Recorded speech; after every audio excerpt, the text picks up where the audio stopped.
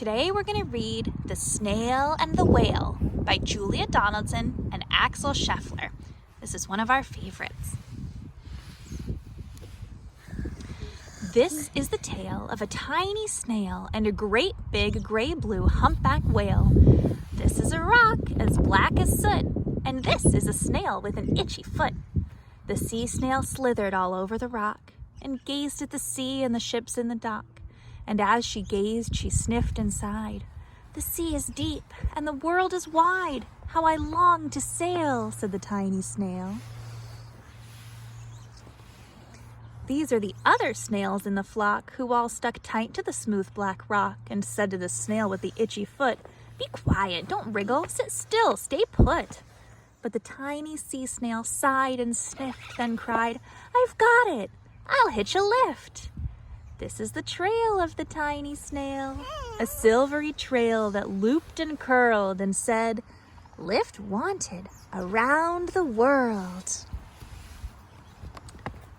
This is the whale who came one night when the tide was high and the stars were bright, a humpback whale immensely long, who sang to the snail a wonderful song of shimmering ice and coral caves and shooting stars and enormous waves.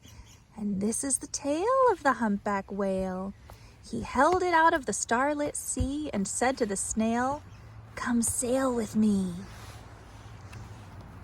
This is the sea, so wild and free, that carried the whale and the snail on his tail to towering icebergs and far-off lands, with fiery mountains and golden sands. These are the waves that arced and crashed, that foamed and frolicked and sprayed and splashed the tiny snail on the tail of the whale. These are the caves beneath the waves, where stripy fish with feathery fins and sharks with hideous toothy grins swam round the whale and the snail on his tail. This is the sky, so vast and high, sometimes sunny and blue and warm, sometimes filled with a thunderstorm, with zigzag lightning flashing and frightening the tiny snail on the tail of the whale. And frightening the whale. Yeah. And she gazed at the sky, the sea, the land, the waves and the caves and the golden sand. She gazed and gazed, amazed by it all. And she said to the whale, "I feel so small." Have you ever felt small? Yeah, me too. But then came the day the whale lost his way. These are the speedboats running a race, zigging and zooming all over the place, upsetting the whale with their ear-splitting roar, making him swim too close to the shore. This is the tide slipping away. And this is the whale lying beached in a bay. "Quick, off the sand, back to sea," cried the snail. "I can't move on land. I'm too big," moaned the whale. The snail felt helpless and terribly small. Then, "I've got it," she cried, and started to crawl. "I must not fail," said the tiny snail. This is the bell on the school in the bay, ringing the children in from their play. This is the teacher holding her chalk, telling the class, "Sit straight, don't talk." This is the board, as black as soot.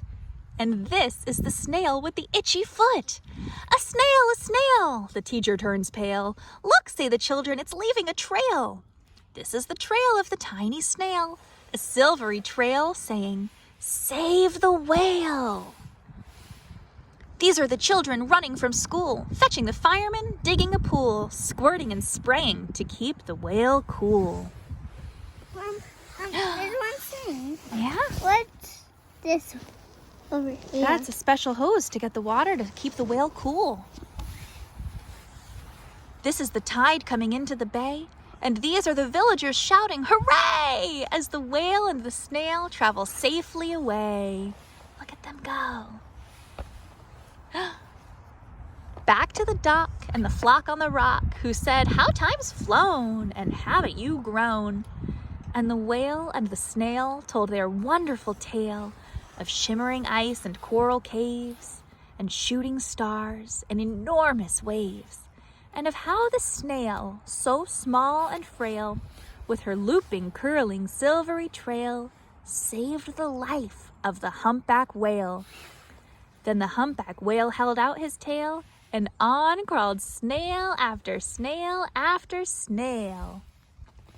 And they sang to the sea as they all set sail on the tail of the gray-blue humpback whale.